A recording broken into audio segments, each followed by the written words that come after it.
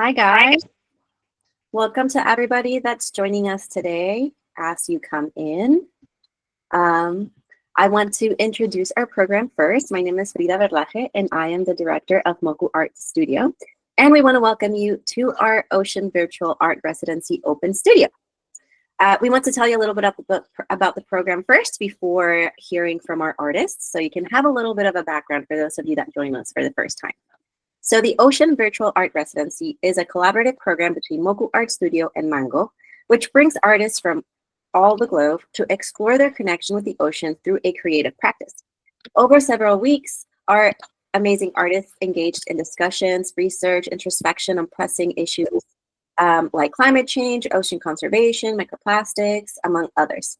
This open studio provides a glimpse into the process, featuring works that celebrate the ocean's beauty while aligning with the UN Ocean Decade's objectives to safeguard and restore our blue planet. We invite you to stay until the very end, where we will share a link to the live exhibition. And now, Mechi. All right.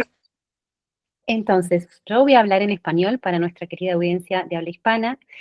Mi nombre es Mechi o Mercedes Aliaga, soy directora de programas de Mango Residencia. La residencia virtual en este caso el programa de Océanos, es un programa colaborativo entre Moku Art Studio con base en Los Ángeles y Mango con base en Buenos Aires, Argentina. Reúne artistas de todo el mundo para explorar su conexión con el océano a través de la práctica creativa. Durante varias semanas, los residentes participaron en debates, investigación e introspección sobre cuestiones marinas urgentes como el cambio climático y la conservación. Este Open Studio ofrece una visión de sus procesos creativos con obras que celebran la belleza del océano y se alinean con los objetivos del diseño del océano de las Naciones Unidas para salvaguardar y restaurar nuestro planeta azul. Este programa es una actividad oficial de UNESCO o de las Naciones Unidas. Frida. So without further ado, I would like to introduce our first artist. Lucinda is a textile and interior designer, broadcast journalist for the BBC WS and VOA before becoming a mother and an art teacher. Never stopping her creativity, always collecting, thinking, and lucky enough to travel a fair bit, her environmental roots run deep. Lucinda's extensive collections of detritus, as someone would describe them, have allowed her to take a deep dive and find her stride and her own creative voice. Using the skills, knowledge, and passion she has for her planet, she tries to visually stimulate while encouraging discussions on the environment. Lucinda. Well put, thanks. Let me start by sharing my screen. So I'm hoping you can all see what I'm seeing. Are you all seeing what I'm seeing? Yes? Yay. So as you've just been told, I am a textile artist from the UK, so I won't dwell on that anymore. My love and passion for the sea actually is lifelong. And so in February, when a friend of mine said, would you like to come to the beach? I was like, yes, even though it was freezing. It allowed me to take photographs of her working. And I discovered what she was doing, which is she's investigating a 100-mile stretch of water of the Sussex coast, specifically looking at the quality of water for kelp, which is a type of seaweed in this particular area. The SPM, these suspended particle matters, affect the water clarity and the light penetration, and obviously therefore the growth and the health of this kelp. So I became really quite interested in this, and as a result of our trip, I made a couple of pieces of work using my recycled, repurposed fabrics and the collection of objects that I always do. The space in between, which is the gallery I'm lucky enough to be sitting in, which is right opposite the sea, was a disused office, and I persuaded my friend to let me have it for the summer so that I can see if I can communicate as much as I can about this kelp recovery project and about marine pollution in general. My doctoral research friend doing a PhD, so oh my God, the data she had was just mind-blowing. So I reduced it to just a few sheets and then played around with the color, the depth, etc., etc. I discovered that she had 3 main kelps that she was investigating, and she shared with me their shapes, and they became my templates. Week 1, we looked at layers, and I attempted jelly printing very unsuccessfully. Week 2, I did go on holiday, but I did plunge into some watery inspiration in the Murano glass, which was stunning. But we were also on a boat, so it allowed me to think about being on the water, but what was under the water, and how was I going to communicate this? The idea, interconnected was our next one. The idea was to think about these columns of water, what was being tested, the data, and how to communicate that. I did another course, which was a heat transfer course, which allowed me to transfer this data with more color and more success onto fabric. So then I really started going. A week of deep wonder took me back to the original kelp, thinking, do I need to use my shapes, or can I use these templates on their own? Am I going to layer them? Not sure. I was still very unsure what I was doing, but I started to experiment, and very gradually, even when cutting things out and producing bits that had negative spaces, I started to produce layers of fabric that I was pleased with. So my 3 kelpies were born, at least the bottom half was. I needed to think about the top half. I wanted this idea of these seawater, this kelp that's all growing underneath, to be under the sea, and that feeling of being under the sea. So I went back into some of my techniques that I've used before, so shibori dye technique, embroidery, fabric manipulation in general, to think about the rest of the composition. The shibori dye technique left columns that I decided were actually really beautiful. So I thought that maybe they needed to be elevated and just put in the gallery as almost like an installation, which is where they are right now. And they've been really useful. People go up to them and kind of go, what am I looking at? And it allows me to talk about the columns of water, the research, the importance of kelp, and my general desire to communicate what I'm trying to communicate. The effect of what happens on land is never more relevant than now, when we see what happens in the sea. This year in this country, we've had a really lovely hot, dry summer, and it has meant that the kelp is now 5 meters instead of 3 meters, and it's because the water clarity is so much better. So back to land, even chairs are not safe. I used the edges of the chairs as my borders because I want to try and be as environmentally friendly when making my work. I repurpose, recycle, and as you can see, even the original writing on these columns is used for me to start a conversation. So these are my finished pieces, the 3 kelpies. These are the details of them. As you can see, I did end up adding some original bits of kelp, some slightly sinister bits from my extremely old collection of kelp. I hope making a point.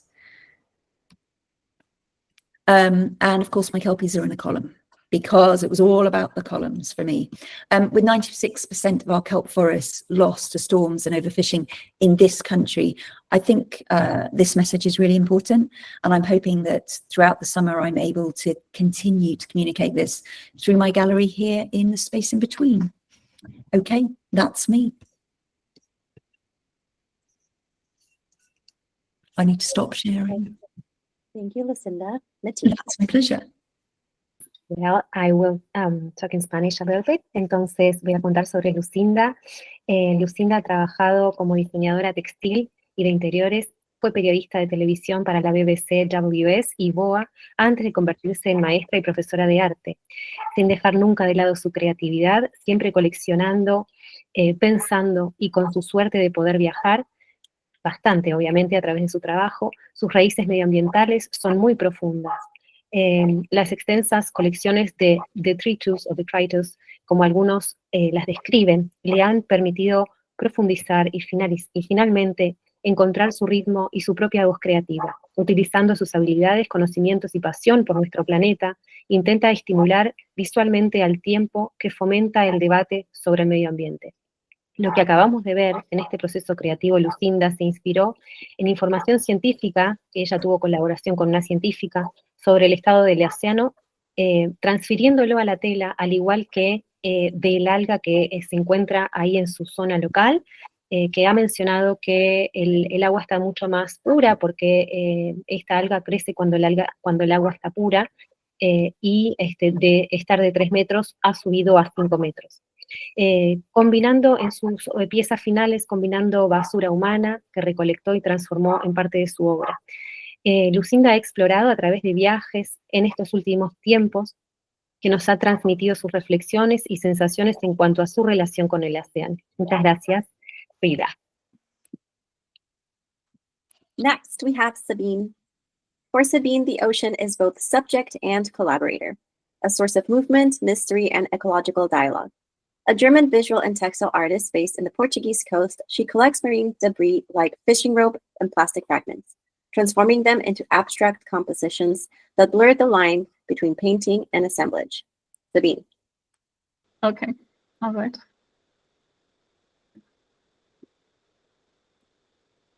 Thank you for your introduction. So yeah, I'm Sabine. I create with the ocean, and I would like to inspire others to also create with the ocean. Yeah, so I was very happy to find this ocean-themed residency program with Moku Art and Mango, and I use various beach fun materials like fishing rope and other ocean plastics.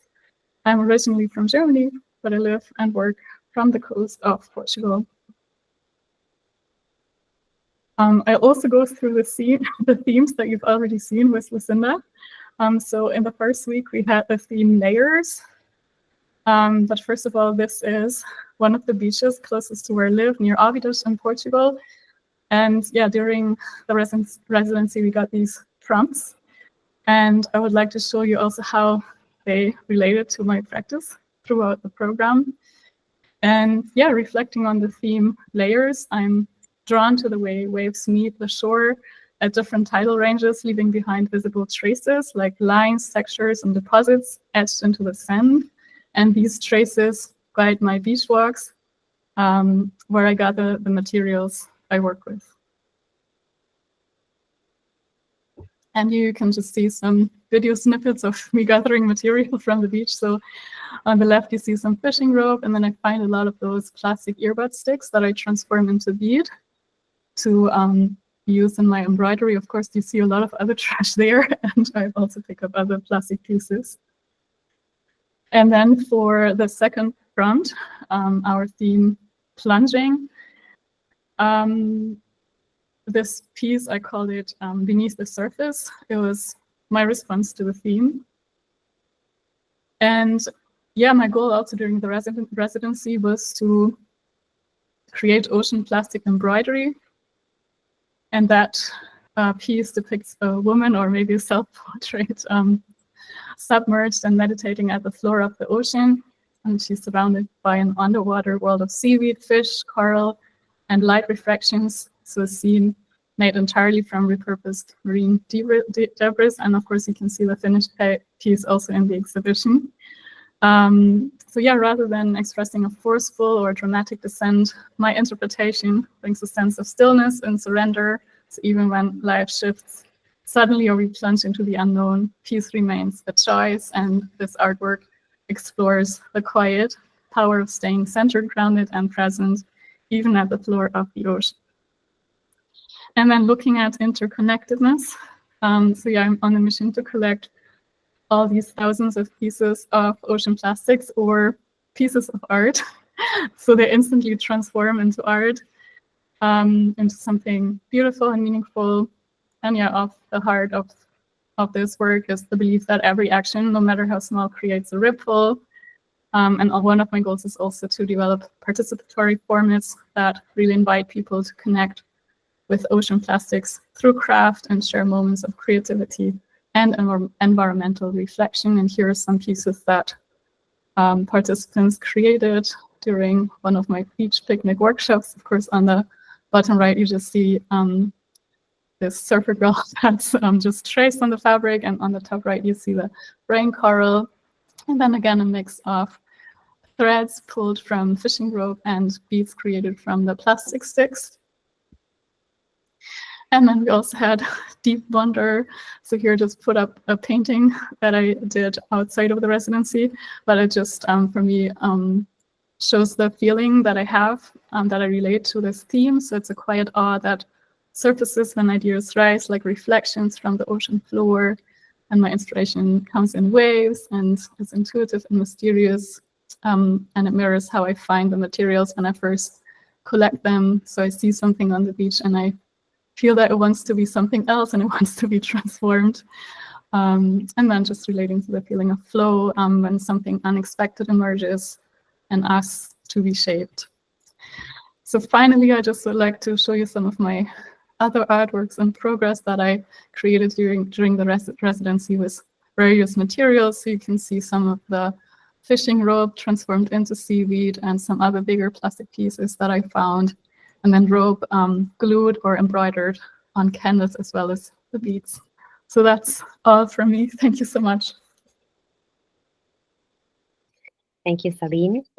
Entonces, bueno, para Sabine Joseph, el océano es tanto un tema como un colaborador, una fuente de movimiento, misterio y diálogo ecológico. Esta artista visual y textil alemana que vive en la costa portuguesa recoge residuos marinos como cuerdas de pesca, fragmentos de plástico, y los transforma en composiciones que difuminan, o sea, esto de que blurean la línea entre la pintura y el ensamblaje. Este proceso, lo que acabamos de ver, es lo que al finalizar podemos ver las piezas finales cuando demos por inaugurada la exposición sobre esto que ella cuenta. Sabina además ofrece esta actividad en su comunidad local. Hemos compartido en esta residencia que el observar y recolectar basura humana en las playas ayuda a tomar conciencia y pensar, por ejemplo, si es necesario tomar un refresco con sorbete o popote. Muchas gracias. Frida. Up next, we have Dawn Lee, who is a San Francisco-based mixed media artist. She transforms reclaimed paper, pigments, and stories into vibrant works that honor the delicate beauty of marine life. Inspired by tide pools, sea breezes, and the magic of everyday moments, her layered pieces invite viewers to pause, feel, and reconnect with the natural world. Dawn?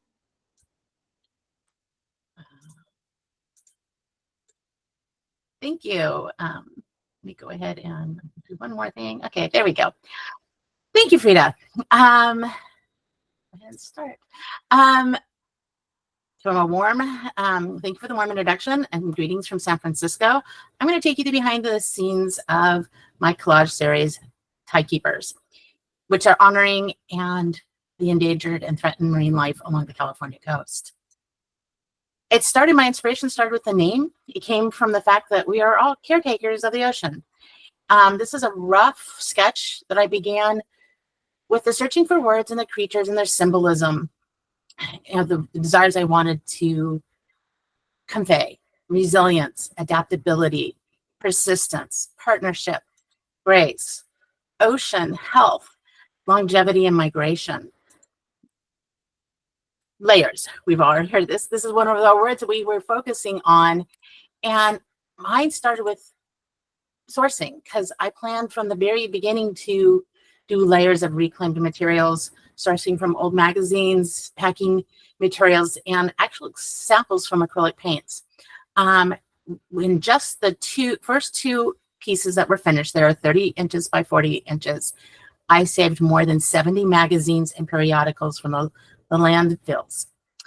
My palette, as it built, thoughts of the old masters and their apprentices and the grinding and the old to prepare their pigments. It was a very interesting concept, and you can see on the left-hand side of my screen some of the layering that goes on and those pigments. My why is my personal call to refuse, reuse, repurpose, and recycle. By transforming materials, I'm not just creating visual stories, I'm keeping waste out of our landfills and toxins out of our waterways.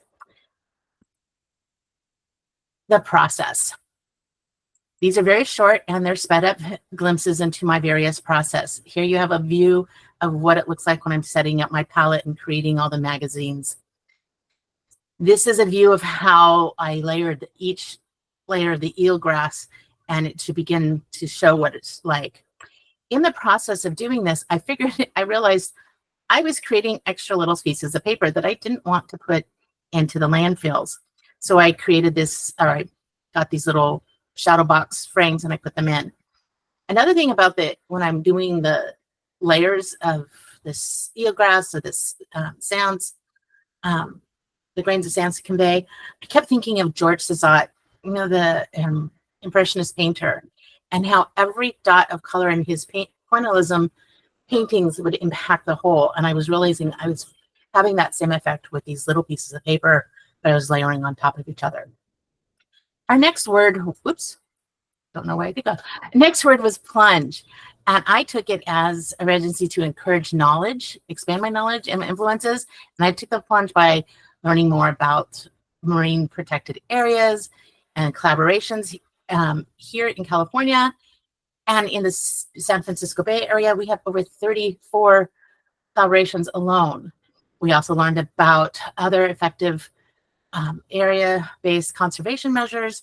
And I was taking a deep dive in or plunge into those and realizing it's not just oceans, it's how the whole planet interacts. On the 4th of July, I actually went whale watching instead of doing other traditional things, and actually took my cousin who had never actually been whale watching or even on the bay, even though she grew up here. Then I followed up with going to Fitzgerald Marine Reserve, which is part of the collaborations for the marine protected areas in Moss Beach and San Mateo County. And I actually met a really great friend who introduced this video of a red octopus playing in the tide pools. I've also vowed as my big plunge, when a piece sells from the Tidekeepers series, I'm taking scuba lessons. Interconnection was our next word. Tidekeepers honors more than just creatures. It's about the wider web. Think of the seagrass, the plankton, the beaches, and they're all part of the circle of life. The tide pools at Fitzgerald have inspired me 2 new pieces that came out of this series, which I'm currently working on. Interconnected is the working title, which will be 4 panels. And then a second piece, Circle of Life, which will be 5 panels. The truth is evident. Visually and symbolically, we are all connected. And just like nature, every element impacts the next, which leads to deep wonder. I want people to feel what I feel when I'm creating. This deep wonder for life beneath the surface of our everyday lives. Beyond the beauty of the marine life, their resilience, their intelligence, the fragile ecosystems they call home. And I hope that Tidekeepers inspires not just admiration, but action. It invites us to pause, feel, and to care beyond the facts into our hearts. What's coming next for me? During the residency, I polled my collectors and the community on what they would like to see next. And the results were clear. They want to see a pearl octopus. So that's coming next. I have given you a quick glimpse into my process today, but the real reveal is what is waiting for you in the Oceans 3 exhibit after the presentation. There you'll meet Hopeful and Embrace, the 2 pieces I created during the series. And in the coming months, there will be additional pieces that I'll be adding. So you'll get to see them as they debut. I invite you to take a deeper plunge, explore layers, reconnect with the magic of the ocean through art. If you feel moved in even a little bit, please share and spread this message, because we are all tidekeepers. And keep in mind, there we go. Keep in mind that the art alone will not save the ocean, but open hearts. And when we open our hearts, we open the doors for action. Thank you, Dawn. Thank you, Dawn, so much. Voy a hablar sobre Dawn. Dawn Lake es una artista multidisciplinaria que vive en San Francisco, que transforma papel reciclado de revistas y otros elementos de descarte, pigmentos e historias en obras vibrantes que rinde homenaje a la delicada belleza de la vida marina. Inspirada por las mareas, las brisas marinas y la magia de los momentos cotidianos, sus piezas en capas invitan al espectador a detenerse, sentir y reconectar con el mundo natural. Quiero contar un poquito sobre su proceso creativo, que es muy interesante. Escucha música clásica cuando crea sus piezas, de gran labor manual, como han visto.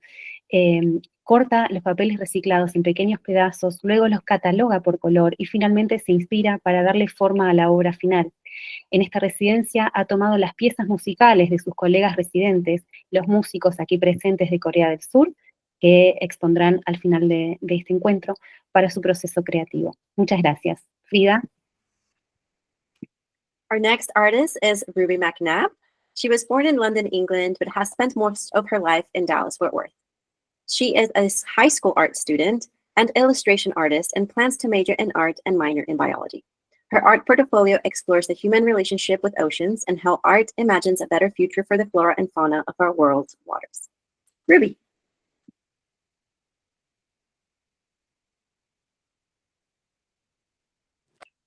Thank you so much for the introduction.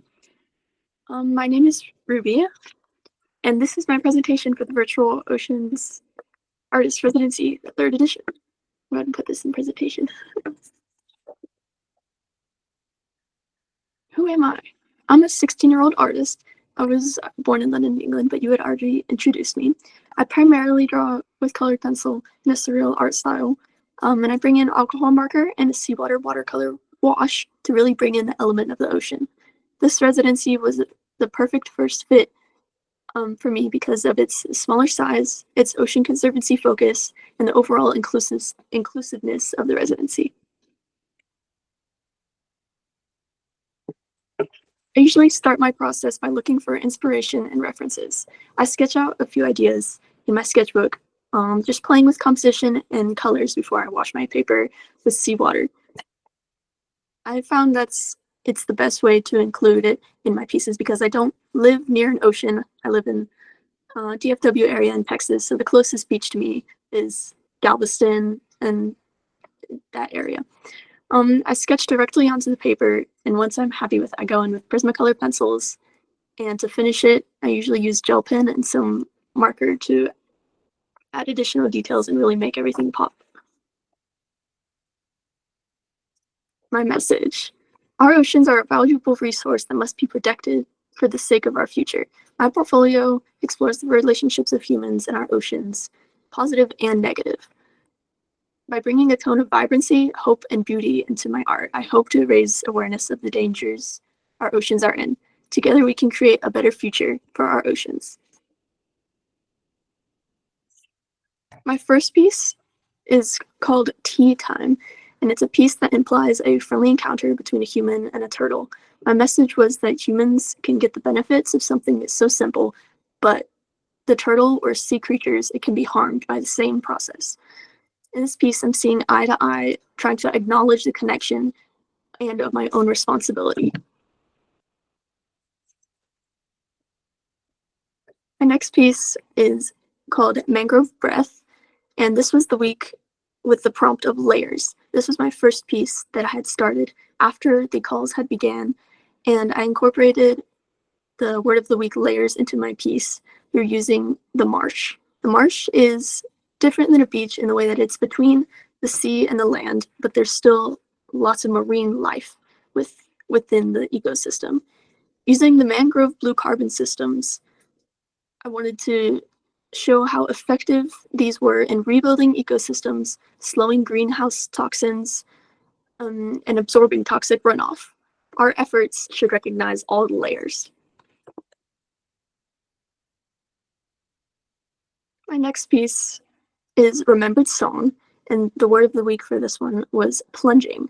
I took this in a literal sense in that the orca whale is plunging into the ocean.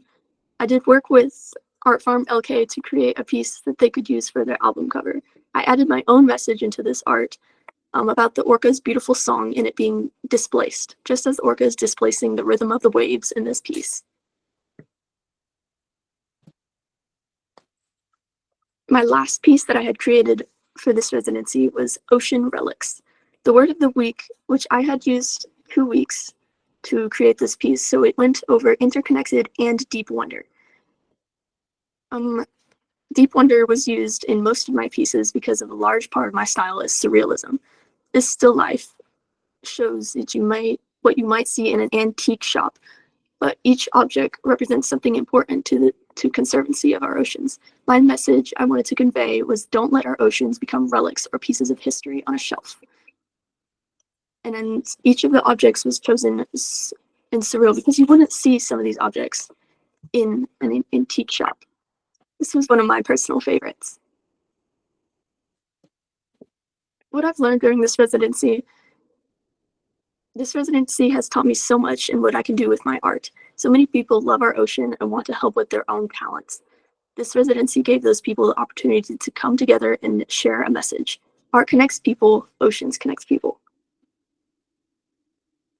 I wanted to give thank yous to everybody who has helped me. First is thank you to Mango and Moku Art Studios for this amazing opportunity of the residency. Thank you to my fellow Tuesday artists for advice, support, and a friendly place to create. Thank you to Art Farm LK for allowing me to create your cover art and collaborate with you. And last but not least, my mentor, DJ Pereira, for being there when I needed help and pushing me to do my best. Thank you all so much. That's me. Thank you, Ruby. Thank you so much, Ruby. Gracias, Ruby. Les voy a contar un poquito sobre ella. Debo decir que es nuestra artista más joven que tuvimos hasta aquí. Y bueno, nos demostró que esto no tiene nada que ver con la edad. Nació en Londres, Inglaterra, pero ha pasado la mayor parte de su vida en Dallas, Fort Worth, Texas, Estados Unidos. Es estudiante de arte en la escuela secundaria y artista ilustradora y planea especializarse en arte y secundariamente en biología. Su portfolio artístico explora la relación humana con los océanos y cómo el arte imagina un futuro mejor para la flora y la fauna de las aguas de nuestro mundo. Bueno, ella primero también voy a contar esto porque ha traído preguntas y reflexiones de gran interés a sus compañeros. Además, ha creado sus piezas explorando especies y técnicas artísticas nuevas para ello, como lápiz, prismacolor, acuarela, bolígrafo de gel y rotuladores con base de alcohol. Además, ha creado su pieza de la orca, que la verán al final con la exposición, que compartiremos el link. Esa pieza es la tapa del disco de Art Farm LK, que es nuestro artistas, que son la Ópera y Sinfónica de Corea del Sur. Entonces, también ha podido desarrollar su colaboración. Muchas gracias. Frida. Our next artist is Abby Moon. She is an artist and a middle school art educator based in Massachusetts. She makes paintings, drawings, embroideries, and now also comics. Most of her art is autobiographical. She studied at Clark University and Smith College. Abby.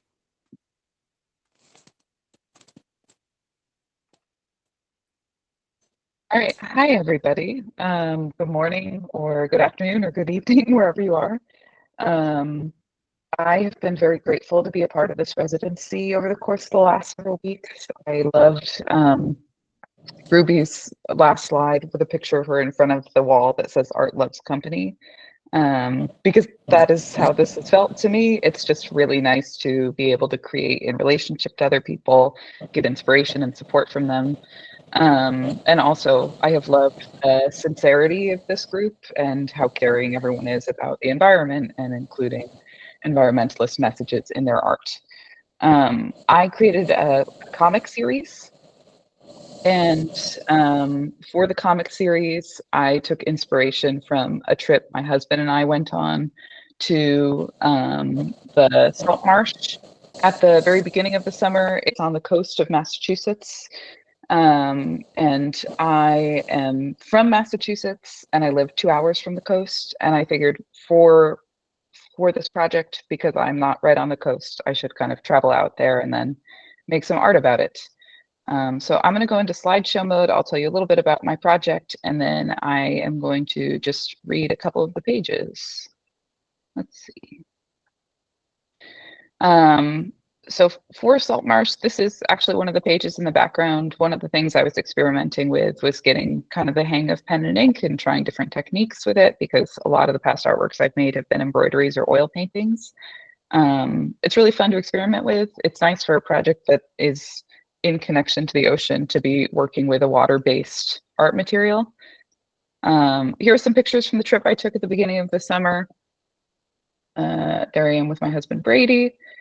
Here's the salt marsh. I love the salt marsh. We've been there together many, many times. It is, I think, a really beautiful part of Massachusetts, an important part of the state's ecology. It is definitely threatened by climate change. And I guess a challenge for me in creating this project was that I wanted to talk about my relationship to my partner, my relationship to this beautiful place, and also just kind of touch on feelings of climate grief without creating a project that feels like it's despairing. So in some of the pages I read, you can kind of hear some of that. And one of the biggest things I got out of this, working with this group, was kind of talking through some of those ideas and coming to conclusions about how to write about them and draw about them. I have a short video of my process. I don't know if it will work. We can try. But you can kind of see me.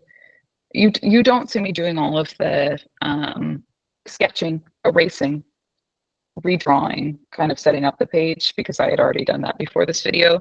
And that is maybe what takes the longest, but the inking is pretty satisfying and fun. And I've been away from home for a couple of weeks this summer, so it's nice that it's something I can take on the go.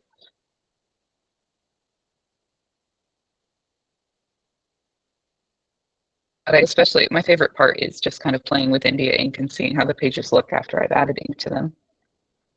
And then, so I'm just going to show you some of the pages, and then I will just read a few of them. This is the first page. It's just sort of us leaving home and heading towards the coast. And I'll start reading here, but I'll kind of stop in the middle of the comic.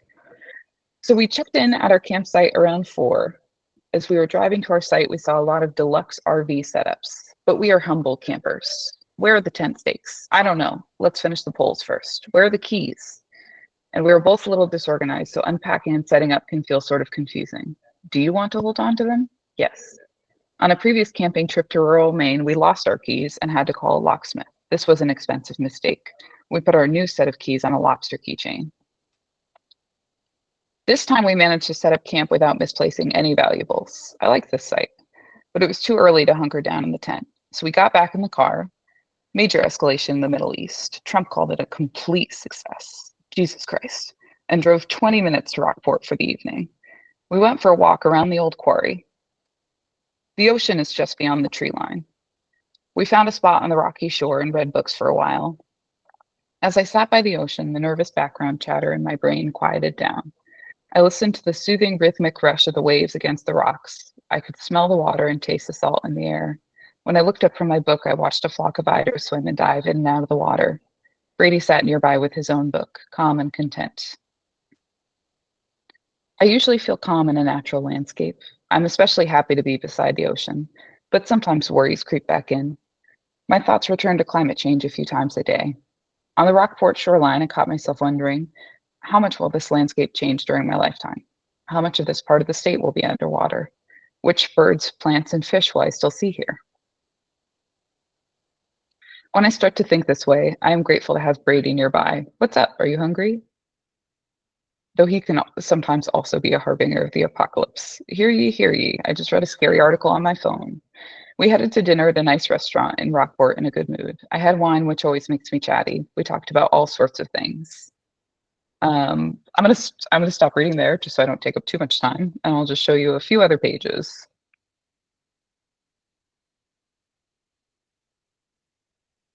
So the story is still in progress, and as I complete it, I have maybe 10 more pages to illustrate. As I complete it, I hope to share the rest of the project. But again, I got so much out of working in community and hearing what inspires all of you and seeing how you each of the artists in the project work with such different materials and processes. And it has been great to be a part of this. Thank you very much. Thank you, Abby. Gracias, Abby. Voy a contar sobre ella. Abby Moon es una artista y profesora de arte en una escuela secundaria con sede en Massachusetts, Estados Unidos. Realiza pinturas, dibujos, bordado y ahora también cómics. La mayor parte de su obra es autobiográfica. Estudió en la Universidad de Clark y en el Smith College. Su proyecto es, en este caso, aquí en esta residencia, es un cómic autobiográfico donde observa, reflexiona y comparte el asombro y la tristeza por la naturaleza y el cambio climático. Pueden leer todo el cómic una vez que compartamos el link de la exposición. Muchas gracias, Frida. Next, we have Sarah. Sarah Parker is a ceramic artist, writer, and strategist based in Western Massachusetts.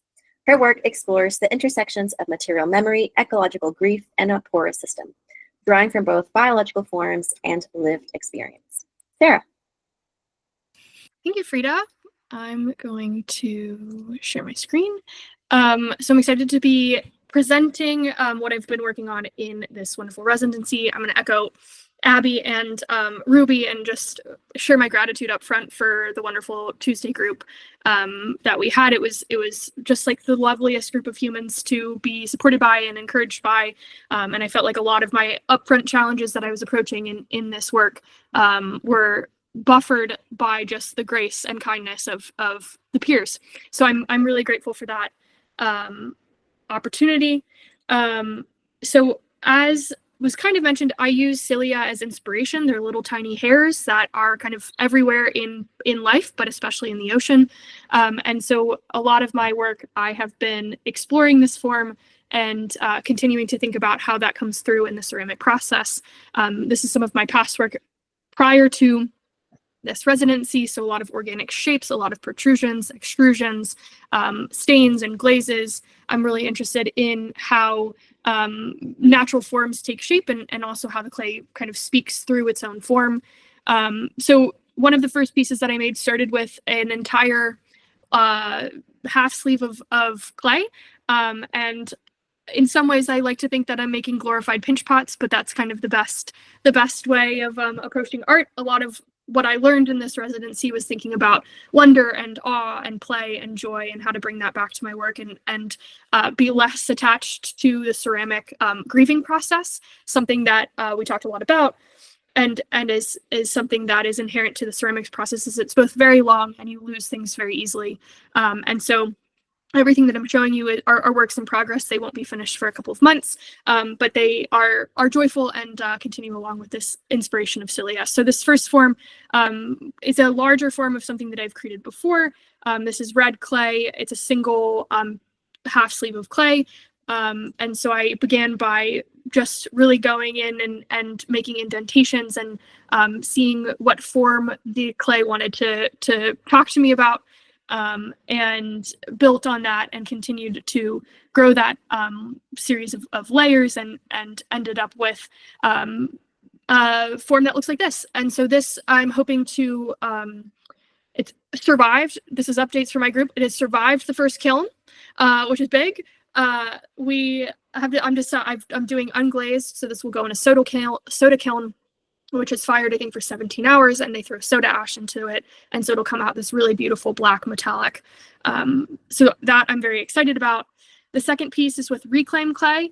Again, this is following some of the forms that I've used before. Again, it's with an entire sleeve of clay. So an entire sleeve is 25 pounds. So I mashed it down, rolled it out, and then started making indentations as well. And thinking about how this kind of inspires some coral-like structure, but also kind of vessel and container. And this is what the form after the initial pass of creating looked like. And then another piece, again, an entire piece of clay. This I went more bowl-shaped, smoothed it out, then again some more indentations. But here I wanted to make more of kind of barnacle-like feeling, and so it became this bowl that is incredibly non-functional, but I can envision some interesting installation opportunities with this. For the pieces that I'm using reclaim with, this is also reclaim. I'm hoping to soda fire them raw clay, and those come out in this golden, bronzy, brassy color that's really beautiful. And also some copper salt glaze, which is more white. And that interplay, I'm really excited to see how that shows up here. And then for the final piece, which is very much in its most unfinished form, I hand built with coils. And so this is not from a single piece of clay that I built from, but smoothed out the edges, decided I liked that exterior texture, so brought that into the inside. And then we'll see where this goes. This one I'm still working with, but at this point, what you see in the leftmost picture is 40 pounds of clay. And so it's the biggest piece that I've done to date. It is going to get bigger. I have more clay that I have to use, and there's more to finish on it, but I'm excited by the growth that I've had and where I've been pushed by this residency, and I'm just very grateful. Thank you, Sarah. Muchas gracias, Sara. Vamos a contar un poquito sobre Sarah Parker. Es una artista ceramista, escritora. y estratega que vive en el oeste de Massachusetts, Estados Unidos. Su obra explora las intersecciones entre la memoria material, el duelo ecológico y los sistemas porosos, inspirándose tanto en formas biológicas como en experiencias vividas. Sara se ha permitido jugar, disfrutar, preguntarse, reflexionar y ha traído a diálogo todo este proceso donde compartimos y nos sumergimos en su estudio. Muchas gracias, Sara. Frida. Before I introduce our next artist, I want to remind our audience that you can leave comments or questions for the artist in the chat, and we'll be able to share it with them by the end. Our next artist, sorry. Perdón, que les queremos recordar que en el chat pueden dejar sus preguntas, consultas o comentarios a los artistas y al finalizar el encuentro ellos los responderán. Muchas gracias. Our next artist is Zakia Fuller, a multidisciplinary artist, designer, writer, and podcaster based in Albuquerque. Zakia creates art, clothing, spaces, and experiences that bring a smile to people's faces, spark joy, and welcomes calm and stillness. Zakia. Awesome, thank you so much. Let me go ahead and share.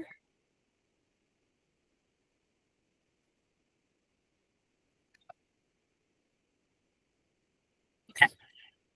Hi, my name is Zakia Fuller, and thank you all so much for joining us today for our open studio. And so the title of my project is Migratory Cartographies. And so this project is really about exploring and documenting the migration patterns of 5 highly migratory marine species over a 20-year span. And so the intention behind this work for me was to really show how their migration patterns have changed over the years due to the impacts of climate change, while also noting like key moments of like where they overlap and where they may not. And since drawing is my first love, I'm all about like creating educational illustrations. And so I wanted to create 5 infographics, one for each marine species, just to provide like some facts that will pique one's interest and curiosity to basically like cultivate a relationship while also sharing how audiences can take inspired action. So how did I decide on like which species I wanted to focus on? And so I had a few criteria. And so were they highly migratory? Did they have an IUCN status, or are they endangered? Least concerned? Is the population on the rise? Are they considered a keystone species, or do they have a important or critical role in their environment? And then lastly, I wanted to decide on, when it comes to their, like, what's their human engagement situation? So is it tourism, or is it recreational fishing? So things of that nature. And so from that, I decided to focus on the blue whale, the humpback whale, the whale shark, the blue marlin, and the big-eyed tuna. So research. With this, it was really important for me to like have that baseline of like information and research. And so I utilized like NOAA, Oceana, Sea Legacy, the IUCN, which was really important for me to figure out like the population trends, like the number of individuals in a population and things of that nature. And then when it came down to determining which database I wanted to use, because there are many to choose from, I decided to go with MICO, which is the Migratory Connectivity in the Ocean. And so for this database, it worked out really well because it had all 5 of the species that I wanted to focus on, which was great. And then there was consistency in like the data that they were pulling over like a good like from 20 to 25 year span. So that was really wonderful. And so I'll talk about this a little bit later, but I will be definitely like using MICO as I continue on with this work. And the interface was like really beautiful to use. So that was always great too. So now that I've done like the research and I've like gotten the data, like how am I going to actually visualize this and create this for people to experience? And so from a previous project, I really enjoyed creating embroidery on layered canvases. And so I thought it was appropriate to use this technique for this project because I feel as though that it really creates like a depth of perception, adds that movement, and it really just does a good job of like portraying that type of like data visually. And then when it came to what map I was going to use, initially I was going to use the map that we're all like used to, the regular schmegular map, but after like some good like feedback and just like some like reflection, it made sense to move from a very human-centric type of map to more of an ocean-centric and an ocean-centric map. So I came across like the Spillhouse World Ocean Map, which was really wonderful to like come across because it really like changed it. it broadened my perspective about how to see the world, and really changing that view from like human to like ocean to ocean orienting ourselves, which is very important for this project in particular, because it just shows like how connected the oceans are and how like the marine life are actually moving through like the oceans. And so I also have like a little sneak peek of like some of the work in progress, like over here on the far right, just to show like you know, the intersection and the overlapping of the routes. And then when it came to the infographic, I just wanted to share some behind the scenes of like the sketches. So in particular, I'm focusing on like the whale shark here, just to show you that process. And then also a sneak peek of like a rough draft of my infographic and like the layout and the design. And so that was like really cool, because I'm all about kind of like minimalism, but also like cool, like bright, vibrant moments. And so I feel like I did a really good job with that. And what's next? And so, as I mentioned earlier, I want to continue with this work, and I love creating a series. And so I'm excited to dive deeper into like the exploration of like migration documentation in a way that it is accessible and digestible for everyday people to be able to engage with and learn from. And that will also include like collaborating with different projects and initiatives and orgs and institutions that collect migration data. So I'm very thankful that I got to participate in this residency. It was a huge learning opportunity, and to like stretch and expand myself by collaborating or combining my art and my love for marine biology together. And I hope you all enjoyed the exhibition that me and my fellow cohorts like worked really hard over the past 5 weeks. So thank you. Thank you, Jacquia. Les voy a contar un poco sobre Jacquia Fuller. Es una artista multidisciplinaria, diseñadora, escritora y conductora de un podcast que vive en Albuquerque, Nuevo México, Estados Unidos. Jacquia crea arte, ropa, espacios y experiencias que hacen sonreír a la gente, despiertan alegría y transmiten calma y tranquilidad. En esta residencia ha creado un mapa interconectado por dibujo y costura, y bordado, perdón. Además de estas fichas técnicas de especies marinas. Muchas gracias. Frida. Our next artist is Kelly, a Colombian-born multidisciplinary artist based in Dallas, Texas. Her practice merges traditional techniques such as oil painting, sculpture, and printmaking with digital experimentation and interactive processes. Kelly. Hello.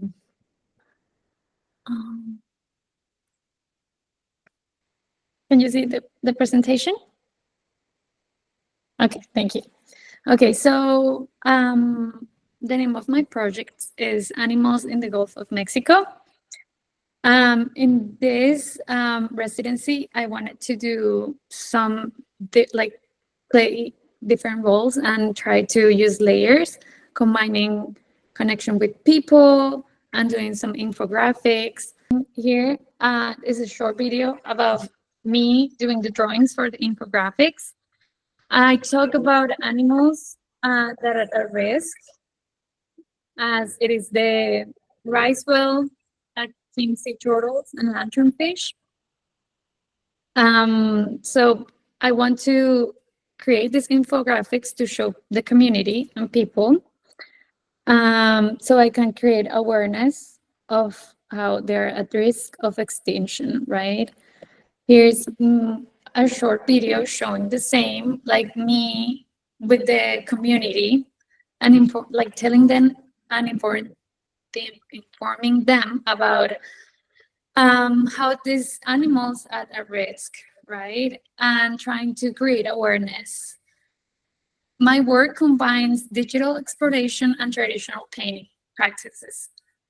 So the community helped with the background, and then I did my own painting on top of it with pointillism, which we can see. Here's the final painting that the community helped me create. And then this is the result of what I was doing. A little snapshot of what I was doing with my pointillism technique. Here's just a little bit of, you can see how I did dot by dot. I think art becomes a bridge between scientific research and the need to protect the ecosystem. I made little animals and dots because I want to create this like space of meditation and reflection on how we act on these animals' behalf. I decided that I wanted to do the lanternfish as bioluminescence because they do light in the deep sea. They have their own light. And for the future, what I want to do is create more awareness of animals in the deep sea and how beautiful they are. I know the image doesn't do justice, but I think that's super important for us to know that there is not just the beautiful big animals like the turtle or the whales, but also there's like little teeny tiny animals that help improve the health of the planet and the oceans. And that's it. Thank you, Kelly. Gracias, Kelly. Bueno, Kelly Pérez es una artista multidisciplinaria nacida en Colombia que reside en Dallas, Texas, Estados Unidos. Su trabajo fusiona técnicas tradicionales como la pintura al óleo, la escultura y el grabado, con la experimentación digital y los procesos interactivos. Para este proyecto, ha invitado a su comunidad local a ser parte de su obra pictórica, inspirándose en una actividad en relación al océano y su conservación, tratando de generar concientización sobre ello. Kelly además ha compartido ideas y trabajo colectivo con Candice, quien sigue a continuación. Gracias. Our next artist is Candice Salyers, and is an artist and associate professor at the University of Southern Mississippi. Her work explores dance practices as humanitarian service and integrates performance, feminist theory, disability studies, and environmental philosophy, proposing that site-specific dance can contribute to unique ways of embodying ethical citizenship. Candice. Thank you so much, Frida. And I want to echo again everybody's gratitude for this group of artists. I think it was such a gift and a nourishment to be able to gather with artists who also passionately care about the oceans and what's happening to the oceans. And so thank you so much, Frida and Mechi, Moku, and Mango for making that possible. And I also think that it's a very special thing that you all have created in terms of artistic community. The types of collaboration that have come out of this for me are astonishing and joyful, and everyone has been so kind that I feel like when I was applying, I was noticing in the previous open studios how kind the artists were to each other and how much they enjoyed being around each other. And I think that wasn't just 1 year. I think it's something special you all are cultivating. So thank you. I live in Mississippi, which is in the southern United States on the coast of the Gulf of Mexico. And our beaches, while they are very beautiful, have also been a site of a lot of difficulty, including civil rights protests. They are a place where Hurricane Katrina was a major devastating factor, in fact, reshaping the coastline altogether and the islands, the barrier islands, and also the site of the Deepwater Horizon oil spill. And so I'm going to speak in a moment about a collaboration with Kelly. We're on different sides of the Gulf of Mexico, or different parts of the Gulf of Mexico, but the Rice's whales were impacted by the Deepwater Horizon oil spill in a similar way to how the dolphins on the coast of Mississippi were impacted. And so her work actually really inspired me to look more closely at what was going on and all the ways that those types of marine life are connected to each other as well as to us.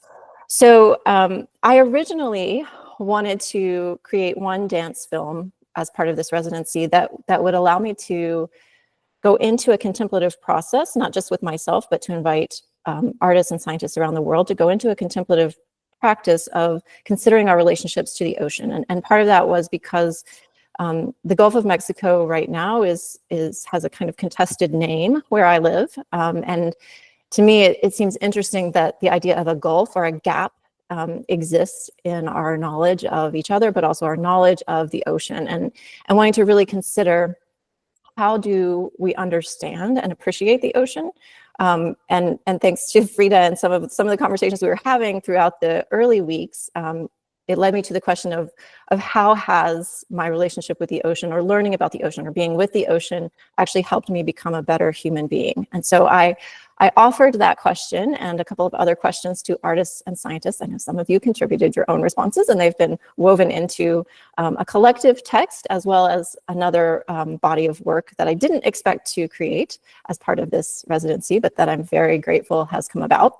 So During our second week, when we were exploring plunge, I took it very literally, physically literally. Normally, my artistic practice when I'm in an environmental site is to be very slow and very careful and to be very quiet as a mover so that I'm not disrupting the life that's already there. But something about plunge gave me permission to try something a little bit different. And it was also connected to conversations we had had in our group that week.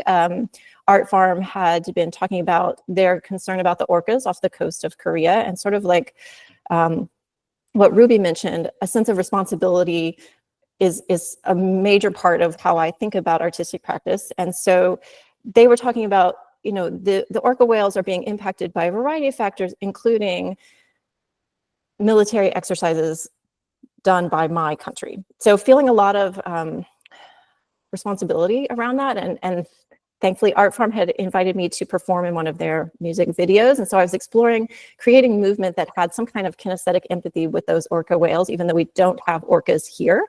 I do actually live close to a place where there was underground nuclear testing as well, which continues to impact the environment and the water.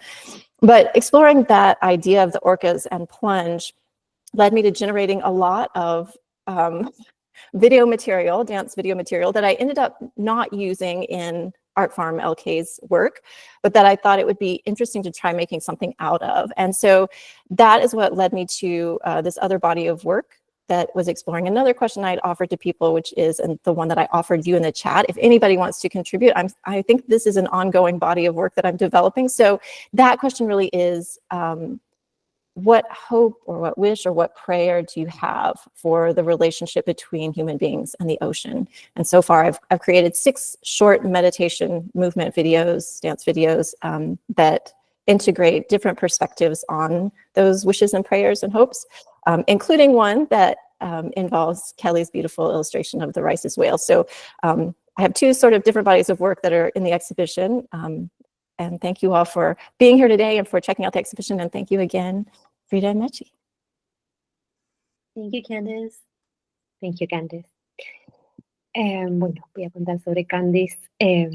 Candice es artista y profesora asociada a la Universidad del Sur de Mississippi. Su trabajo explora las prácticas de danza como servicio humanitario e integra la performance, la teoría feminista, los estudios sobre discapacidad y la filosofía medioambiental, proponiendo que la danza específica sea específica para un lugar donde contribuye a formar una única, ciudadanía ética. En este proceso creativo, Candice ha explorado in situ en el mar mientras grababa y realizaba sus movimientos en conexión con el océano. Ella lo llama meditación. Candice ha colaborado con Kelly, se ha inspirado en su trabajo y también ha colaborado con Art Farm LK, que es la ópera y sinfónica de Corea del Sur, que a través de la música han colaborado y es quienes siguen a continuación. Además, quiero comentarles que hemos dejado una pregunta que Candice ha dejado en el chat para que puedan responderle y formar parte de su inspiración para su trabajo. ¿Qué esperanza, oración o deseo tienes para la relación entre los seres humanos y el océano? Muchas gracias. Frida? Our final artist is Art Farm LK. They are a Korean creative classical company co-founded by writer and director, sorry if I mispronounced this, Yo Chung Kim, and composer and music director Jun Lee. Duo artists have been working on the theme of ocean for many years. The Classic Artist Initiative Climate Crisis album, which has been planned, created, recorded, and released since 2022, has produced 3 albums with the theme of Our Oceans Are Dying. They plan to create and perform opera Kalia over the next 10 years. All the floor is to you guys. Hello, thank you for coming to the Open Studio. I'd like to introduce our upcoming concert next week. We are Art Farm LK, creating art studio from Korea. We deliver messages through classical music. During this residency, we complete a woodwind quintet album. The project include composition, recording, and video production.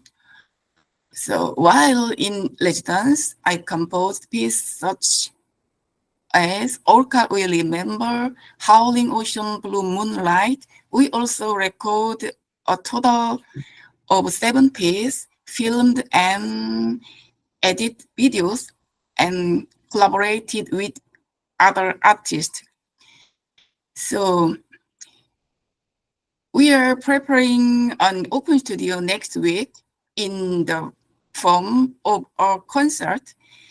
The performer include a bass baritone, violinist, cellist, pianist, oboist, and MC. The program features a selection of music we have created and performed in the past, along with pieces from our new album. The concert includes solos, duos, and ensemble works.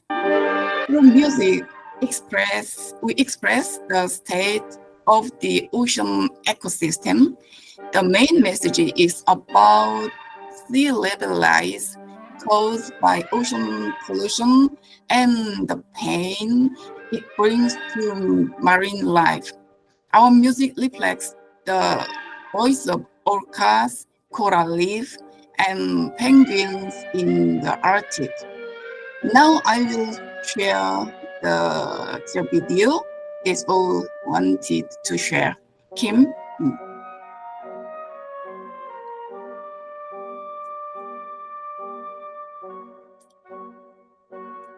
This is our video.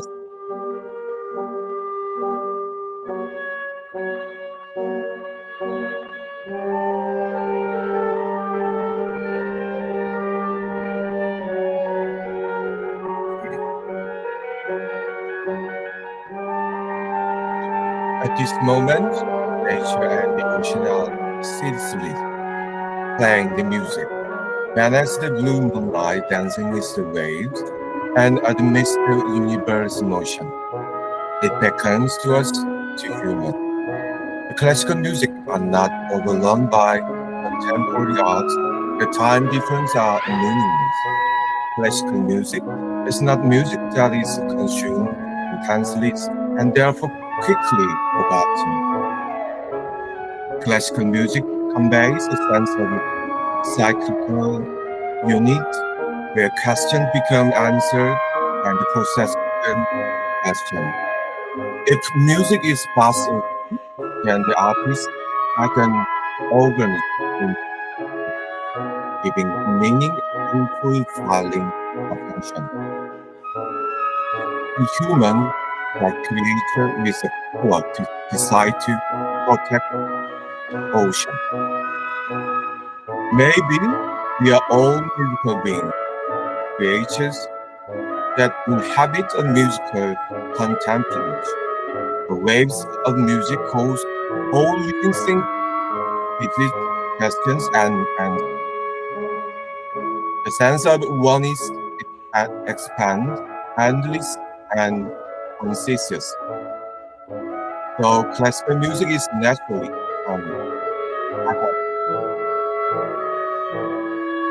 in our music, we hold the ocean, everlasting, creatures dance with the breaking wave.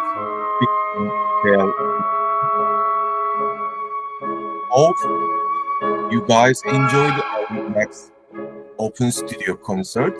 And today also so tired. Yeah, of course, 2 a.m. in Korea. Yeah, I'm so happy. Today is the last meeting, but we have one more next week. Yeah, and be sure.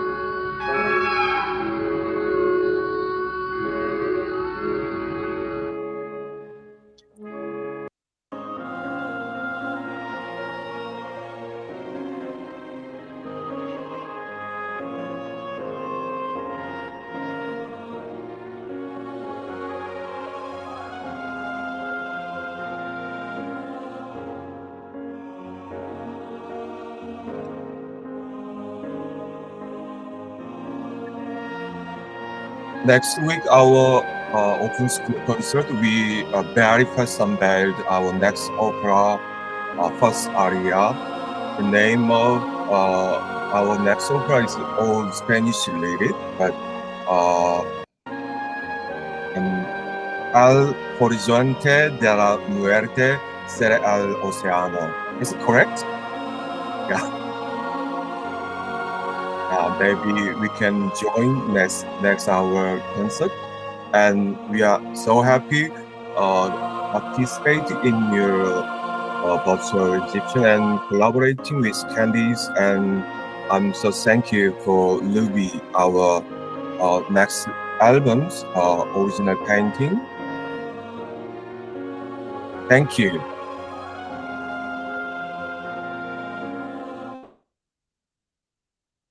Did you want to translate? Okay, yeah. I wasn't sure that they finished. So, bueno, voy a hablar de Art Farm LK, o LK. Es una empresa creativa clásica coreana cofundada por el escritor y director Ja Chung Kim y la compositora y directora musical Jean Lee. Este dúo de artistas lleva muchos años trabajando en torno al tema del océano. El álbum de la iniciativa de artistas clásicos sobre la crisis climática, que se ha planificado, creado, grabado y publicado desde 2022, ha producido 3 álbumes con el tema Nuestros océanos están muriendo. Tienen previsto crear e interpretar ópera cálea durante los próximos 10 años. Ellos han trabajado y traído su música para interactuar a través de ella con las otras prácticas artísticas, es decir, con los otros artistas aquí presentes. Se han inspirado en el diálogo y reflexión compartidos durante estos encuentros para componer y crear sus piezas. Han colaborado con Candice entre música y performance, con Ruby para co-crear la tapa del disco y con los demás artistas para sumergirse en un mensaje profundo sobre el océano. Estos intercambios colaborativos internacionales entre los artistas residentes han enriquecido el camino y la mirada abierta hacia el propósito de sus proyectos, fortaleciendo su discurso artístico, sus discursos artísticos.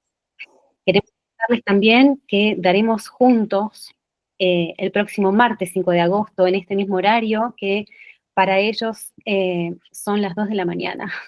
Así que, bueno, en este mismo horario, un concierto gratuito en vivo de la presentación de su disco. Dispondrán de un estudio preparado para que todos los músicos puedan tocar plugin o plugin y habrá show. Contamos con ustedes para esta experiencia única de arte y música viva. Luego daremos la difusión y la comunicación de este nuevo evento. Frida?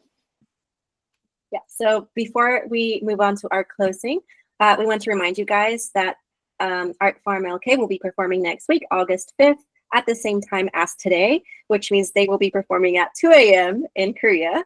But it will be with their whole ensemble and musicians, and they will be performing live. We will leave the invitation link in the chat, as well as to the exhibition and a form where you can give the artist some feedback or answer Candice's questions. So please, we invite you to that. We are profoundly grateful to the artists of the Ocean Virtual Art Residency for sharing their passion, their insights, and their extraordinary creativity. Their work illuminates the ocean's beauty and fragility with unwavering clarity. And to everyone joining us, we hope this exhibition will ignite awe. It will instill a sense of ownership and foster a shared sense of responsibility. We invite you to visit the live virtual exhibition, which I will put the link in the chat comments in a couple of seconds, to experience the final works created by the artists, each with their unique reflection and connection to the ocean and a call to protect its future. Thank you so much for joining us. Thank you so much for the artists and the audience. Gracias. Bueno, vamos a dar el cierre en español. Estamos profundamente agradecidos a los artistas de la Residencia Artística Virtual de Océanos, la edición 3, por compartir su pasión, sus conocimientos y su extraordinaria creatividad. Su trabajo ilumina la belleza y la fragilidad del océano con una claridad inquebrantable. Esperamos que esta exposición, que Frida va a compartir el link enseguida, despierte el asombro, inculque un sentido de pertenencia y fomente una responsabilidad compartida en todos los que se unen a nosotros y a este mensaje. Mientras nos enfrentamos a amenazas cada vez mayores, como los microplásticos, la sobrepesca y la minería en aguas profundas, recordamos que proteger el océano es proteger la vida misma, nuestra vida misma. En el espíritu de el diseño del océano de las Naciones Unidas, dejemos que el arte nos inspire a mantenernos informados, participar activamente y convertirnos en defensores de la conservación de los océanos. Los invitamos a visitar la exposición virtual en directo para conocer las obras finales creadas por los artistas, cada una de las cuales es un reflejo único de nuestra conexión con el océano y un llamado a proteger su futuro.